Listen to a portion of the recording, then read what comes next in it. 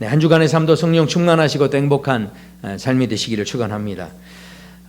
우리가 여러 가지 그 사회 현상들을 보면 그 사회 현상들이 그냥 생겨난 게 아니죠. 이제 그 이면에 어떤 깊은 뜻들이 좀 포함되어 있습니다. 어떤 일이든지 간에 어떤 현상 자체는 절대로 그냥 일어나지 않죠. 그 현상이 일어났다는 것은 그 속에 뭔가 작용하는 그 힘이 있었다라는 것이죠. 지금 우리 한국 문화가 이 K 콘텐츠가 세계 시장을 석권하고 있다 할 정도로 영향력이 좀 큰데요. 예전에 기생충이라고 하는 그 영화를 통해서 전 세계에 놀라움이 되어졌고 아카데미상까지 받게 되는 그런 동양 쪽에서 이 아카데미상은 처음으로 수상하게 되는 아주 놀라운 그런 충격을 주는 그런 사건이었죠. 그런데 그 놀라움이 얼마 지금 지나지도 않았는데 그 이번에는 넷플릭스에서 방영된 영화 그 드라마죠. 드라마 아마 9부작으로 제작된 걸로 알고 있는데 이 오징어 게임이라고 하는 이 영화가요. 지금 완전히 선풍적인 인기라는 거죠. 지금 인스타 팔로워만 해서 단숨에 660만이 지금 돌파했다. 그리고 전 세계적인 신드롬을 일으켰다. 역대 흥행작이다. 이렇게 말할 정도입니다. 심지어는 이 드라마에 나오는 그 내용 가운데 그 오징어 게임이 다시 이렇게 부각되고 있고요. 그 안에서 이제 여러 가지 게임들이 있는데 달고나 이렇게 게임 있지 않습니까? 어릴 적에 달고나 한 다음에 모양대로 이렇게 떼내는 그 달고나 게임이 있는데 그 달고나 그 만드는 세트가 미국 이베이 그 경매 사이트에서 $33에 팔리게 되는. 그러니까 지금 불티나게 팔린다는 거예요. 사람들이 다 이거 만들어서 외국 사람들도 이거 만들어서 이렇게 모양 내서 한번 이렇게 먹어보는 이런 걸 하고 있다는 거죠. 그 정도로 지금 지금 전 세계에서 관심을 갖고 있는 그런 드라마가 됐다라는 거죠. 그렇다면 맞아, 우리 한국 문화가 이렇게 지금 세계적으로 아주 위상을 떨치고 좋은 일이다 이렇게 생각할 수 있지만, 그러나 단순히 그런 문제가 아닙니다. 왜 이런 영화들이 지금 세계인들의 주목을 받고 있는가 하는 것이죠. 실은 이 기생충이라든가 이 오징어 게임의 그 내용들을 보면 어떤 계층 간의 불균형, 그리고 불평등한 우리 사회와 또 여러 가지 어떤 빈부격차라든가 이런 여러 가지 문제들이 실은 함께 섞여 있는 뭔가 사회 문제를 다루고 있는 그런 영화이기 때문에 그만큼 사람들이 관심을 갖고 있다는 거죠. 결국 무슨 이야기입니까? 지금 우리가 살아가는 이 시대가 민주주의나 사회주의나 할 거 없이 모든 지금 전 세계 사람들이 공통적으로 느끼고 있는 그 갈등과 어떤 문제가 무엇이냐면 바로 불평등 문제, 불공정의 문제, 그리고 빈부격차의 문제들이 지금 이 전 세계 사람들이 몸살을 앓고 있는 이제 결국 그런 문제가 되어진다라는 것이죠. 이 마이클 샌델 교수가 그 정의란 무엇인가라는 책도 써서 유명해졌는데 이분이 그 쓴 책 가운데 공정하다는 착각이라는 그런 책이 있습니다. 그러니까 사람들이 다 이렇게 공정하다라고 착각을 하고 있다는 거죠. 그러나 아무리 능력이 있다 할지라도 방금 이 그림을 보면 좀 이해가 되실 것 같습니다. 두 사람이 달리기를 하는데 그런데 똑같은 조건이 아닌 겁니다. 한 사람은 그냥 달리는 거고요. 한 사람은 여러 가지 장애물이 있는 거죠. 그러니까 아무리 능력이 있다 해도, 아무리 재능을 많이 가지고 있어도 부잣집에서 태어난 사람하고 가난한 집에서 태어난 사람이요, 이제 다르다는 거죠. 예전에는 개천에서 용난다는 게 가능했지만 지금은 그렇지 않다는 겁니다. 아무리 달란트가 있고 재능이 뛰어나도 그것을 뒷받침해주는 재정적인 부분이나 또 이렇게 부잣집에서 그것을 케어해주고 이렇게 해야 이게 이제 빛을 발하는 거죠. 그러니까 지금 이런 사회가 됐는데 이 마이클 샌델 교수가 이게 공정하냐는 거죠. 아니, 능력 위주의 삶. 미국에서도 아메리칸 드림을 이야기할 때 그 이슈가 된 게 무엇입니까? 모든 기회가 모든 사람에게 평등하다. 그러니까 누구든지 열심히만 하면 기회를 잡을 수 있다. 이게 바로 이제 아메리칸 드림에 대한 그 캐치플레이의 뜻이죠. 그런데 지금 미국 사회도 더 이상 그렇지 않다는 겁니다. 능력이 있다고 해서 기회를 잡을 수 있는 게 아니라는 거죠. 뭔가 재력적으로 저렇게 뒷받침이 되어지고 이렇게 할 때 훨씬 좋은 환경에서 저렇게 이제 성공할 확률이 크다. 뭐 이런 이야기하는 거죠. 그러니까 아무리 열심을 해도 출발선 자체가 다르기 때문에 공평하지 않다 하는 그런 이야기입니다. 그래서요, 이 빌 게이츠라고 하는 세계적인 부자죠. 미국의 한 고등학교에 가서 아이들한테 이렇게 이야기했다고 합니다. 인생이란 원래 공평하지 않다. 그런 현실에 대해서 불평할 생각하지 말고 받아들여라. 아니, 너무 놀랍지 않습니까? 충격적인 말이죠. 그런데 놀라운 건 이 사람은 남 부러울 것이 없는 사람이죠. 모든 게 다 갖춰지고 누리는 사람이죠. 그러니까 부자인데도 불구하고 그 부자 눈에 이 세상을 봤을 때 공평하지 않다고 보였다는 거죠. 그것이 지금 이 세상이 절대 공정하지 않게 돌아가고 있다는 것을 이 부자의 눈에도 그것이 느껴질 만큼, 보여질 만큼 이 사회가 지금 다 그쪽으로 지금 흘러가고 있다 하는 것입니다.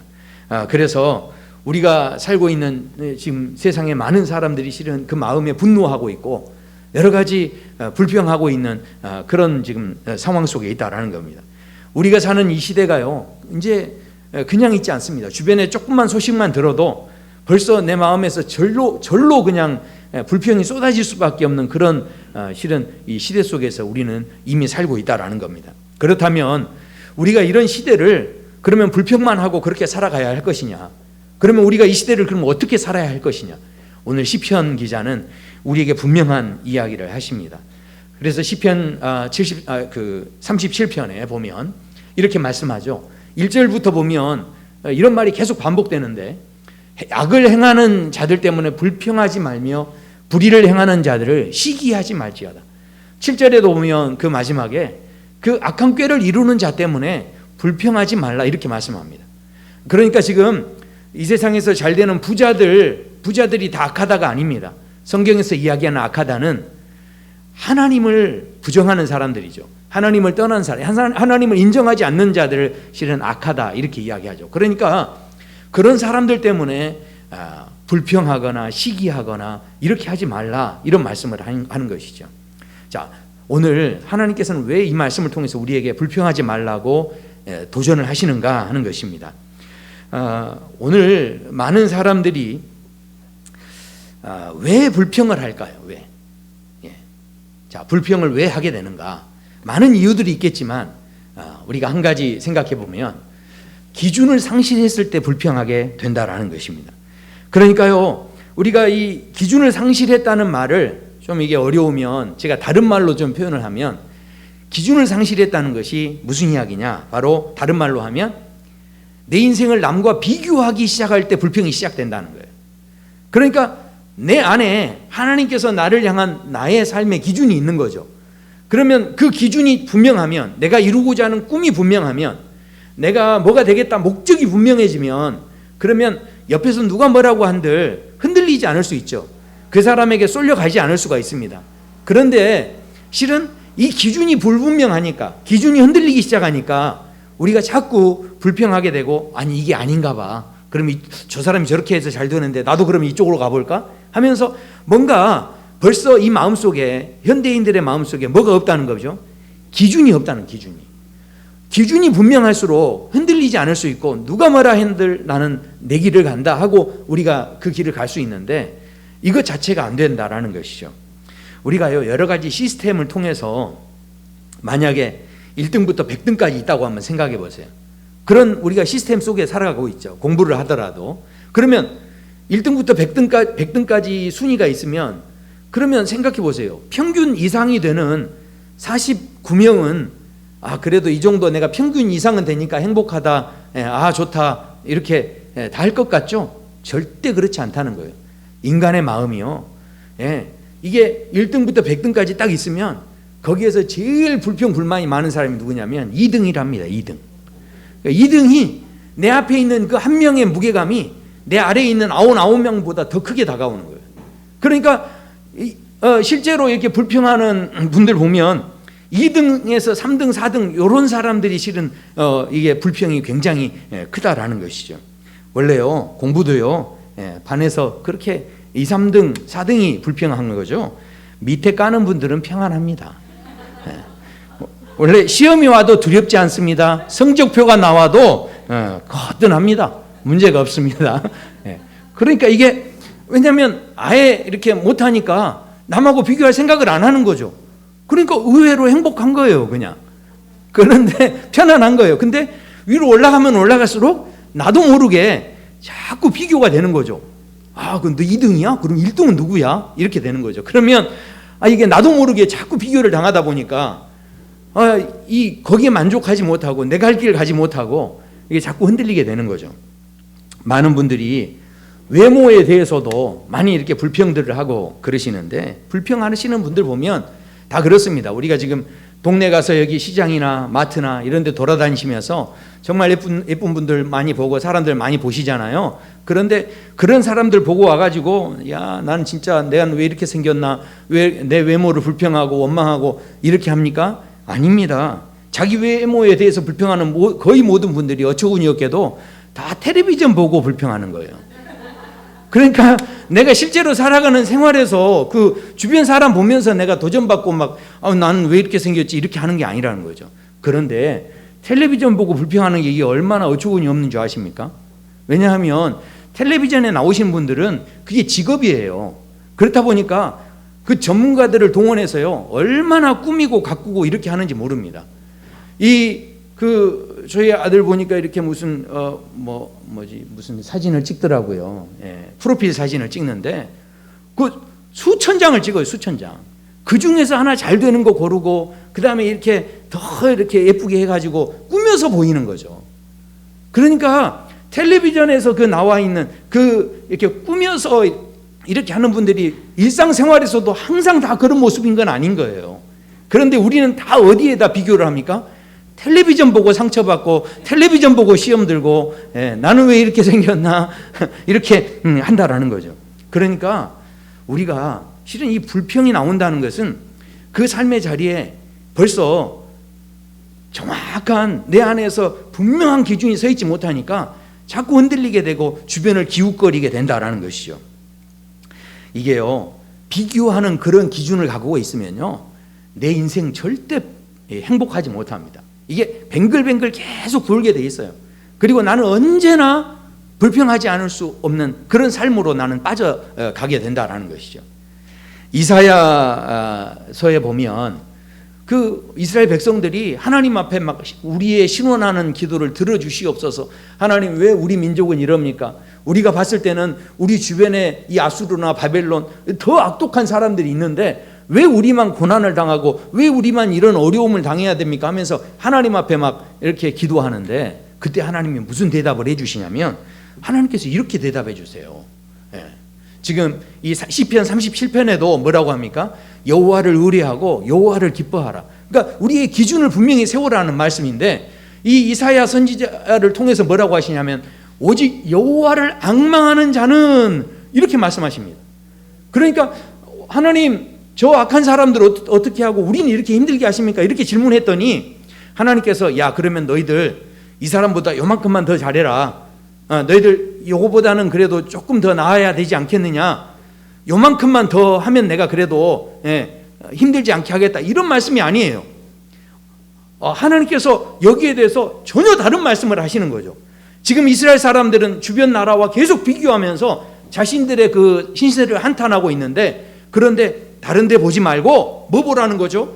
여호와를 앙망하라는 거죠. 너희들의 마음의 기준을 새롭게 하라. 이렇게 도전하신다는 거죠. 성경의 곳곳에서 이 이야기를 하는데요. 하박국 선지자도 그렇게 이야기합니다. 하나님 어떻게 악인이 이렇게 의인보다 덜 잘 되는 겁니까? 내 주변에 악한 사람들이 더 잘 되는 걸 내가 이렇게 봐야 됩니까? 하면서 하나님 앞에 이렇게 따지는 그런 선지자였습니다. 그랬는데 그 하박국 선지자가 하나님을 대면하고 하나님을 딱 만난 뒤에 마지막에 이 하박국 선지자가요 내가 들었으므로 내 창자가 흔들렸고 그 목소리로 말미암아 내 입술이 떨렸도다 하면서 하나님을 직접 만나고 하나님께 음성을 직접 들은 다음에 뭐라고 하냐면 비록 무화과나무가 무성하지 못하며 포도나무에 열매가 없으며 감람나무에 소출이 없으며 밭에 먹을 것이 없으며 우리의 양이 없으며 외양간에 소가 없을지라도 나는 여호와로 말미암아 즐거워하며 하나님으로 말미암아 기뻐하리로다. 그러니까 이 사람 안에 하나님으로 말미암는 기준이 확실하게 생겨버리니까 더 이상 그 주변의 것들 때문에 비교당하거나 뭐 힘들거나 외롭다라는 이야기를 지금 하고 있지 않다라는 것이죠. 우리가 불평이라는 게 이 땅을 살아가면서 왜 생기는지를 우리가 분명하게 알아야 하는데 내 기준이 무너졌기 때문에 그렇다라는 것입니다. 이게 굉장히 중요한 그런 이야기죠.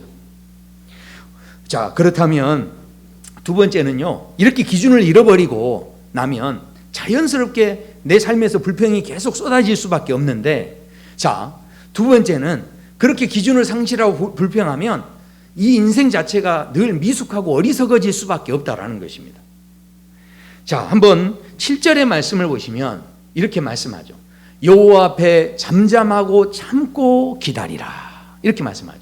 그러니까 지금 뭐라고 도전하시냐면 여호와 앞에서 참고 잠잠하고 참고 기다리라, 이렇게 말씀하는데 무슨 이야기입니까? 이 모든 것 속에 하나님의 섭리가 있고 하나님이 운행하시는 역사가 있기 때문에 그걸 보고서 그걸 기준으로 삼는 사람은 흔들리지 않을 수 있고 참을 수 있고 기다릴 수 있다라는 것입니다. 그걸 깨닫고 있기 때문에 그런 거죠. 자, 그런데 기다리지 못하면요, 늘 미숙해지고 또 어리석어질 수밖에 없다라는 겁니다. 어떤 랍비가 자기가 가르쳤던 제자가 아주 큰 어려움을 당했다는 이야기를 듣고 그 제자를 신방하기 위해서 또 위로하기 위해서 이제 길을 떠났습니다. 나귀 한 마리를 데리고 또 개 한 마리를 데리고 그렇게 길을 떠났는데 길을 한참 가다가 이제 날이 어두워져서 머물 곳이 필요했습니다. 그래서 이제 머물 곳을 찾다 보니 마을 한 그 구석에 헛간이 하나 있어요. 그래서 사람 인적이 없는 곳에 이제 헛간이 있는데 거기에 들어가서 야, 여기서 오늘 하룻밤 여기서 쉬어야겠다 하면서 거기에서 이제 쉬었습니다. 그런데 아직 잠을 자기에는 이른 시간이어서 등불을 켜놓고 책을 읽으려고 책을 보는데 갑자기 바람이 확 불어가지고 등불이 확 꺼지는 거예요. 그러니까 책 보려고 했다가 아이고 이거 저 책도 보기가 힘드는구나 그러면서 아이고 그냥 그러면 어쩔 수 없이 하고 이제 잠을 이제 청하고 잠을 잡니다. 다음날 아침에 일어났더니 깜짝 놀랐어요. 왜냐하면 아침에 일어나 봤더니 세상에 밤새 늑대가 와서 개를 잡아 죽여버린 거예요. 그리고 거기 나귀를 묶어놨는데 그 흔적을 보니까 그 사자나 호랑이 같은 그 맹수가 와서 그 나귀를 그냥 잡아 끌고 아마 가버린 것 같아요. 이런 상황이 된 거죠. 그래서 마음속에 아니 하나님, 내가 무슨 나쁜 일을 하러 간 것도 아니고 한 사람 이렇게 세워주고 위로해주고 가기 위해서 신방 가는 길인데 하나님 나한테 이런 일을 당하게 하십니까 하면서 막 마음에 원망이 되는데 아침에 일어나서 밖에 나가서 이제 답답한 거죠. 왜냐하면 걸어가야 되니까. 그래서 이제 더 또 불평이 되더라는 거죠. 그리고 마을에 이제 분위기를 봤는데 갑자기 마을이 조용하더라는 거예요. 아니 도대체 사람들 다 어디 갔나 하고 봤더니 세상에 간밤에 도둑떼들이 습격을 해가지고 그 마을을 쑥대밭을 만들어버린 거예요. 그리고 그 마을에 있는 모든 것들을 다 가져가고 거기 남아있는 모든 사람들을 다 죽인 거예요. 그러니까 그 순간에 이 랍비가 뭘 생각했냐면 자기가 지금 전날 밤에 등불이 꺼지지 않았다면 그 도둑들이 그 등불이 켜 있는 것 때문에 자기가 어디에 위치해 있는지를 들키게 될 수 있었다라는 거죠. 등불 꺼진 게 처음에는 불평이 됐는데 이것 때문에 산 거예요. 그리고 또 보니까 늑대들이 개를 죽이지 않았다면 개들이 또 얼마나 귀가 박습니까? 그러니 개들이 짖기 시작하면 도둑들에게 랍비의 위치가 다 들통이 나니까 그러면 또 위험해지는 거죠. 또 나귀도 짐승이라 히잉거리고 소리를 내지 않겠습니까? 그렇다 보면 이 맹수가 이 나귀를 가져간 것 자체가 자기한테는 정말 이 힘든 불평거리였는데 그런데 오히려 그것 때문에 그날 밤에 이 랍비가 어디 사람이 있는지 없는지 그 헛간 속에 누가 있는지 아무도 발견할 수 없어서 이 랍비가 실은 생명을 부지했다라는 것이죠. 그래서 이때 자기가 불평한 처음에 그 일들 때문에 자기가 오히려 살게 됐다라고 하는 이 귀한 깨달음을 가지고 오래오래 행복하게 잘 살았다라고 하는 그런 이야기예요. 아니 그러니까 우리의 삶의 자리도 마찬가지라는 거죠. 많은 사람들이요, 실은 불평하고 불만하고 하는 그 모든 삶의 자리가 있는데 절대로 그것이 우리 인생의 마침표가 될 수 없다는 겁니다. 우리 인생의 마침표는요, 내가 찍는 게 아니에요. 결국은 내가 불평하고 내가 원망하지만 절대 그것이 마지막이 아닌 것을 우리가 알아야 한다는 것이죠. 조금 더 감사하고 조금 더 인내할 수 있다면, 우리가요 조금 더 성숙할 수 있다면 반드시 그 이후에 하나님의 그 섭리 속에 이루어 가시는 하나님의 역사를 볼 수 있는 자리에 설 수 있어야 한다는 것이죠. 오늘 말씀해 보면 이 잠잠하고 참고 기다리라는, 무조건 참고 기다리라는 게 아니에요. 그 앞에 뭐라고 되어 있습니까? 여호와 앞에, 여호와 앞에. 이게 얼마나 참 중요한 이 이야기인지 모릅니다. 여호와 앞에. 그러니까 제가 보니까 지금은요, 예전에 저희 때만 해도 학교에 가면 학교에 그분들이 있었어요. 밤마다 그 앞에 보면 그분을 세워놓죠. 선생님하고 우리 학생들하고 같이 이야기해가지고도 하고, 아니면 선생님이 딱 이렇게 우리 학교 그분은 이거야 하면서 이제 해줄 때 뭐라고 합니까? 대부분 그분이 무엇이었어요? 근면, 정식, 정직, 성실, 이런 게 이제 그분이죠. 근데 지금은요, 그분이 뭔지 아십니까? 이제 어떤 반의 그분은요, 그 앞에다가 탁 이게 칠판 앞에 이렇게 위에다가 써놓는 거죠. 무사히 졸업하자. 이게 이제 그분이에요. 그리고 또 어떤 그분은 이렇게 딱 봤더니 내 성적에 잠이 오냐. 이게 이제 그분이에요. 그러니까 공부하면서 항상 그분을 보는 거죠. 그래서 내 성적에 잠이 오냐 그런 거죠. 그리고 또 봤더니 대학문은 좁지만 우리는 날씬하다. 아마 그 여학교에서 그렇게 한 것 같아요. 네. 대학문은 좁지만 우리는 날씬하다. 근데 제가 참 이렇게 마음에 감동이 된 거, 마지막 이 어디 반에는요 뭐라고 써 있냐면 엄마가 보고 있다. 이게 이제 반의 그뿐이라는 거죠. 근데 한번 생각해 보세요. 누가 나를 자꾸 보고 있다는 것은, 어떤 사람은 그걸 굉장히 부담스러워하는 사람이 있고요, 누가 나를 자꾸 보고 있다는 것을 오히려 어떤 사람은 기뻐하고 좋아하는 사람이 있어요. 자, 이게 왜 그럴까요? 내가 자꾸 부담스럽다라는 것은 실은 뭔가 감추고 싶은 게 있을 수도 있고요, 뭔가 실은 내가 자꾸 부담을 느낀다는 것은 거기에 대해서 그것을 이해하는 마음, 여기에 대해서 조금 우리가 미숙하고 뭔가 좀 큰 그림을 실은 보지 못하는 것일 수도 있다라는 거죠. 근데 우리가 좀 자라고 나서 성장하고 나서 보면, 어린 아이였을 때는 엄마가 이렇게 자꾸 지켜보고 막 하는 게, 엄마 들어가, 보여주기 싫단 말이야, 이렇게 하면서 이렇게 막 하지 않습니까? 그러니까 이게 아직 어렸을 땐 그런 거예요. 근데 엄마가 자꾸 지켜볼 때 그것이 부담스러운 게 아니라, 엄마가 저렇게 지켜봐주는, 부모들이 지켜봐줄 때 나중에 성장해서 성숙해서 부모가 돼서 보면 어떻습니까? 그게 아이를 귀찮게 하려는 게 아니라 뭐라도 도움이 돼서 아이를 이렇게 도와주고 격려해주고 힘이 돼주고 하려는 그런 마음으로 보는 거죠. 그러니까 성숙한 마음으로 봤을 때는 누가 나를 보는 것이 부담이 아니라 오히려 나를 도와주고 나에게 힘을 주고 나를 위로해주고 이렇게 하기 위해서 이제 본다라는 걸 내가 알면, 그러면 어떻겠습니까? 그 자체가 부담이 아니라 그저 내가 기뻐할 수 있는 게 되는 거죠. 그러니까 지금 하나님 앞에 잠잠하고 참고 기다리라, 이것은 그냥 참고 기다리라는 게 아니에요. 그 하나님께서요, 어떤 하나님이시냐면 누구보다도 나를 사랑하시는 하나님이에요. 그 하나님이 나를 지금 너 뭐 잘못하나 보자 하고 이렇게 잘못을 찾아내려는 하나님이 아니고, 하나님께서 어떻게든 나에게 도움을 주시려고, 나에게 지금 손잡아 주시려고 나를 바라보고 계시는 그 하나님을 볼 수 있는 내 눈이 열려야 하는 거예요. 내 성숙함이 있어야만 이게 이 불평이 그쳐질 수 있다라는 것이죠. 그런데 그러니까 이 기준이 무너져 버리니까 자꾸 그 다음에 현상으로 뭐가 생기는 거죠? 불평이 생겨지고, 그 다음으로 결국은 미련하고 어리석어지고 미숙한 쪽으로 이렇게 점점 갈 수밖에 없는 거예요. 자, 그렇다고 한다면 이제는요, 아이고 그래도 이게 참 세상이 공정하지 않아서 우리가 불평이 나옵니다. 이렇게 말할 수 있죠. 근데 이 세 번째 이야기를 꼭 아셔야 돼요. 왜냐하면 이 기준을 상실하고 불평하면 미숙해지고 어리석어진 정도가 아니고요. 자, 이제 무슨 일이 생기느냐. 미숙하고 어리석은 것을 그대로 놔두면 이게요, 악함으로 흘러가 버린다는 거예요. 처음에는 불평이었지만 이것이 악함으로 흘러가 버려요. 자, 8절의 말씀 보시죠. 그래서 이렇게 도전하십니다. 분을 그치고 노를 버리며 불평하지 말라. 오히려 악을 만들 뿐이니라. 이게 굉장히 실은 우리에게 중요한 말씀의 도전이라는 것이죠.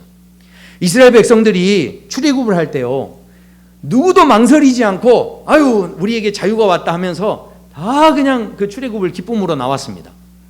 그런데 그렇게 나왔을 때 왜 이 사람들이 기쁨으로 나왔죠? 종살이가 지긋지긋했어요. 430년을 종살이했으니까 어떻겠습니까? 그리고 모세가 태어났을 때는 태어났을 때 그 애들을 다 잡아 죽일 정도로 그 자리가 그렇게 악하고 그 악한 사람들에게 이렇게 섞여 있다 보니 너무나 힘들었죠. 근데 그 노예 생활에서 그렇게 악한 생활 속에 이렇게 있다가 이 사람들이 탈출을 하고 나와야 되는 상황이 될 때 얼마나 좋았겠어요. 그래서 머뭇거리지 않고 막 기쁨으로 거기에서 이제 다 출애굽해서 나오게 된 거죠. 그랬는데 나와서 보니까 어떻습니까? 먹을 게 없는 거예요. 근데 놀랍게도 먹을 게 없다는 그 말에 하나님께서 곧바로 뭘 주시냐면 만나를 허락해 주십니다. 하늘에서 만나가 내리는 거예요. 놀라운 기적이죠. 그런데 그 기적을 경험하고 났는데 이게 또 하루 이틀이죠. 이게 시간이 지나니까 먹던 것 또 먹고 하니까 이게 또 지겨워지는 거예요. 그러면서 놀랍게도 이 사람들의 욕심이 어디로 가냐면 결국은 그렇게 놔뒀더니 이게 하루 이틀 먹으니까 오늘도 그 밥이야? 네, 이렇게 되니까 어떻게 되죠? 그 다음에 그걸 놔뒀더니 그 마음이 그대로 어디로 가냐면 이제 이 사람들이 그래도 우리가 애굽에 있을 때는 정말 채소도 있었고 양념도 있었는데 그때는 고기도 있었는데 이렇게 하면서 점점 너무 놀라운 것은요, 그 사람들이 방금 어디에서 빠져나온 겁니까? 그 자리가 악한 자리였죠. 악한 자리에서 빠져나왔는데도 불구하고 이 사람들이 다시 그 악한 자리로 돌아갔으면 좋겠다, 이런 마음을 갖게 되어졌다라는 것이죠. 뿐만 아니라 하나님께서 지켜주신 그 놀라운 은혜가 있는데 자기들이 한 건 하나도 없어요. 다 탈출도 누가 시켜주셨습니까? 하나님이 시켜주셨죠. 그리고 늘 불기둥과 구름기둥으로 역사해 주시는 그 하나님의 은혜를 보았죠. 그런데도 불구하고 그 모든 좋은 것이 있었지만 그걸 다 잊어버리고 먹을 거 하나 때문에 사람들이 점점 악해지기 시작했다는 거죠. 제가 이렇게 성경으로만 이야기 드리니까 별로 느낌이 안 오시는 것 같아요. 표정을 보니까. 자, 한번 생각해 보세요. 우리 이제 가족들이 다 이제 식사를 하고 있어요. 그런데 그때 엄마가 이제 애들한테 얼마나 맛있게 이제 음식을 하겠어요. 그래서 반찬도 너무 이렇게 많게 해서 잘 이렇게 차려줬습니다. 너무 이제 맛있는 음식들이 많이 나왔어요. 그랬는데, 다른 건 다 좋았는데, 그날따라 국이 좀 짰습니다. 자, 그랬는데, 그때 누군가가 불평하는 거예요. 이거 국이 되게 짜네? 자, 그 말 한마디가 뱉어지는 순간, 그 국을 만든 어머니가 어떻게 하겠습니다? 내가 정말 하나님, 내가 너무 짜게 만들었습니다. 회개하고, 다음에는 이제 국을 좀 더 싱겁게 만들겠습니다. 이렇게 엄마가 마음을 고쳐먹고 화기애애한 분위기로 식사를 다 마쳐지겠습니까? 그런 불평을 하는 순간 어떻게 되겠어요? 먹지 마! 먹지 마! 네가 소금 넣는데 도와준 거 있어? 이렇게 하면서 먹지 마! 이게 갑자기 식사 분위기가 갑분싸가 되는 거예요. 그러면 생각해 보십시오. 분명히 식사 전에는 다른 모든 게 너무 맛있는 거였죠. 딱 하나 뭐가 문제였습니까? 국 하나, 고기 문제였죠. 나머지는 너무 맛있는 음식들이 다 많았어요. 그런데도 그 국 하나 짜다는 그 한마디 때문에 뭐가 된 거죠? 나머지 모든 식사가 다 맛없는 식사가 돼버리는 거예요. 전체가 다 그렇게 되어져 버렸다는 것이죠. 우리의 삶에요, 하나님께서 얼마나 실은 아무리 우리가 힘들게 살아도요, 찾아보면 하나님께서 우리에게 주시는 선하고 맛 좋은 일들이 지금 우리 주변에 얼마나 많은지 모릅니다. 그런데 불평 하나가 터져 나오면, 그러면 내 삶의 모든 감사 기도 제목들이 하나도 그 순간에 생각이 안 나는 거예요. 불평이 하나 터져 나오면 그러면요, 모든 나의 삶이요 악으로 지배받게 되는 거예요. 이게 보통 문제가 아닙니다.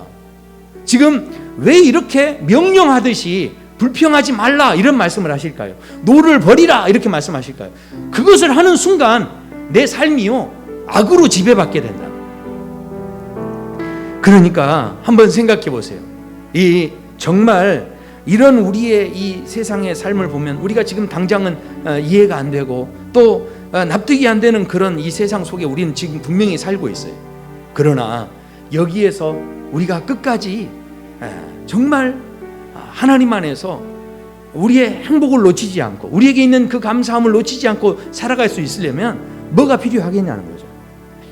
제가 초반에 말씀드렸던 이 마이클 샌들 교수가 이 공정이라고 하는 착각, 지금 사람들이 다 착각하고 있지만 절대로 지금 이 세상이 공정하지 못하다. 그렇다면 해결책이 뭐냐 하면서 그 책 마지막에 무슨 이야기를 하냐면요, 너무 엉뚱한 이야기를 하는 거예요. 그분이 이야기하는 해결책이 뭐냐면, 학교 들어가는 것도 그렇고 모든 거 이렇게 선발되는 게 성적순 뭐 이렇게 하는 게 아니라 제비뽑기로 해야 된다는 거예요. 제비뽑기로. 너무 엉뚱하지 않습니까? 아니 실력대로 가야지 무슨 제비뽑기예요. 그런데 이 세계적인 석학이라는 이 사람이 제비뽑기로 해야 된다는 거예요. 자, 이게 무슨 이야기일까요? 너무 어처구니 없는 이야기고 결론 이게 무슨 해법이 절대 아닌 것 같은데, 그런데 제가 가만히 생각하면 생각할수록 그런 생각이 드는 거예요. 이분도 마음속에는 뭘 인정하는 거죠? 우리의 방법으로는 이 공정의 문제를 해결할 수가 없어요. 제비뽑기라는 건 결국은요 절대자가 있다는 이야기예요. 누군가의 그 절대자의 그 힘으로 이것을 도와주시지 않으면, 이 마이클 샌들 교수가 이 책에서 무슨 이야기도 하냐면, 코로나19 때문에 배달업을 하는 사람들이 얼마나 귀한 분들인지가 드러났다는 거예요. 그러니까 하나님께서 만지시면요, 지금 사람들이 다 그렇게 계층으로 다 구분해 놨지만, 그러나 그 모든 계층을 무너뜨리고 정말 그 배달업을 하는 사람이 얼마나 귀한가를 깨닫게 하는 일들을 하나님께서 그 코로나19 퍼뜨리면 그걸로 그게 뒤집어져 버린다는 거예요. 그러니까 이게 무슨 이야기입니까? 우리 인생에서요, 주변에서 아무리 떠들썩하게 이야기하고 주변에서 아무리 무슨 이야기를 하든 거기에 휩쓸리지 않고 내 삶의 그 중심 기준이 분명하지 않으면 결국 우리는 점점 악한 사람들의 그 삶 속으로 우리의 삶 자체가 빠져갈 수밖에 없다라는 거죠.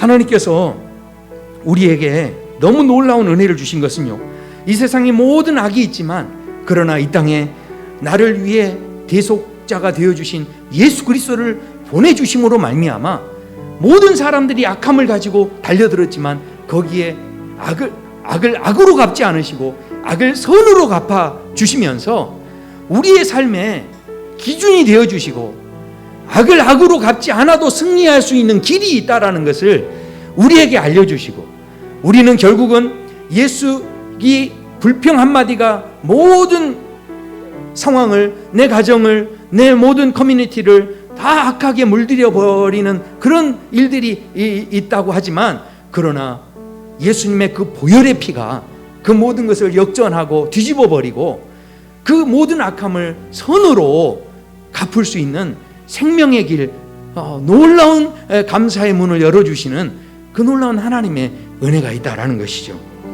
사랑하는 성도 여러분, 그런 말이 있습니다. 달팽이가 자신을 참새와 비교했다면, 달팽이가 자신을 참새하고 비교했다고 한다면 좌절하면서 노아의 방주에 들어가지 못했을 것이다. 그러니까 지금 달팽이가 지금 이렇게 우리가 가끔 볼 수 있지 않습니까?